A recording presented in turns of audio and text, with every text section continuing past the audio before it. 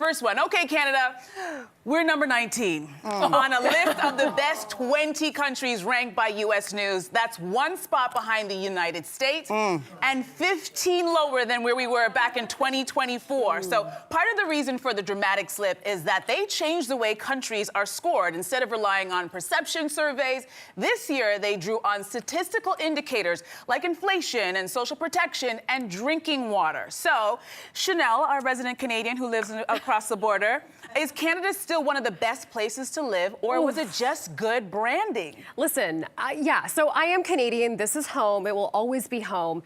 But I think, you know, living in the States, and I'm sure you guys have felt this way too when you're traveling, you tell people you're Canadian, and I think there's a very utopic idea of what it means to live in Canada. And this ranking, frankly, I think is a bit of a reality check. You know, I think we have to be honest with ourselves. This is a country that, you know, yeah, we have universal health care, but I'm sure we've all been there. We have family, we have friends who are on a list. They are waiting months, maybe even years, to get critical, life-saving, in some situations, tests or treatment. This is a country where we say we have an open border, we welcome immigrants, and I feel like I've seen a rise in hate towards immigrants of color, particularly lately.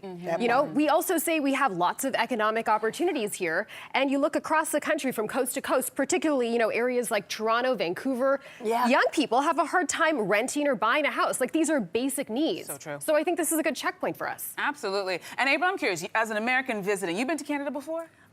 But let's just say this is my first time. Okay, so this is your first time.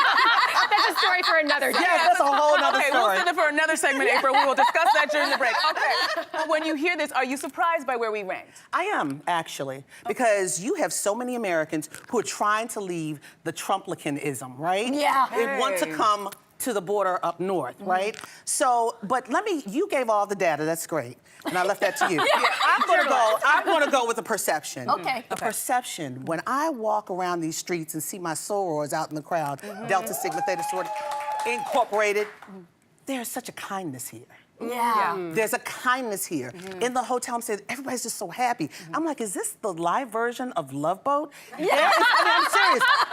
And I mean, I'm hearing, it is, I'm feeling a difference. It looks the same. It's like you can replace not St. Louis, what's that place? Pittsburgh in Pennsylvania for outside of the studio. And I'm like, okay, but you're in a recession and they won't call it recession in America. At least, right. What are you guys calling it? Okay. Gas prices are high and grocery prices are high. That's what they're calling it. They're not putting a name on it. The reality here is different than it is in America, and the fact that there's a much more pleasant attitude. I'd rather be in a pleasant attitude than having people stab me in the back, look at me, I'm not doing this with you, or whatever. It's a different... The feel is, that's my perception, but I like your data. That's very interesting. But you know, we have water issues too. In West Virginia, a place that Donald Trump stood for and campaigned for, his constituents, their water looks like egg yolk. Egg yolk. Exactly. So we have the same issues, but there is a different feel here. And there's a call out on it versus back home, it's like, it is what it is. But I wonder if we are sort of resting on our laurels. Like, even the healthcare example, there are so many Americans who think, I want to come to Canada, I want to come to Canada. But I have a friend who was born in Canada and has lived in America for 40 years. And she's thought desperately about coming back because of everything that's going on. But you know what stops her? Is healthcare. Because even though we have universal healthcare, going back to what you said, in the States, her level of healthcare, because she has a great job, is she has her doctor on speed dial. Right. She can get anything she wants. I just texted my dentist before this. What? Like, you can do that there. Well, no, every doctor's not like that It's now. not equitable. It's not equitable. Yes. But I have that too, so I'm, Everybody sets in their doctor. You have amazing teeth. My doctor is not, for some reason, my doctor would not give me her personal number. We'll discuss that later. You know what? I'm going to defend our healthcare system because I had a father who was in our healthcare system. He was in the hospital for 6 months, and it was a fantastic system that saved his life. My mother is also a nurse, and I know a lot of nurses. So while it's not perfect, I want to make sure that I state that we still do have a very good healthcare system. But it's underfunded. Right?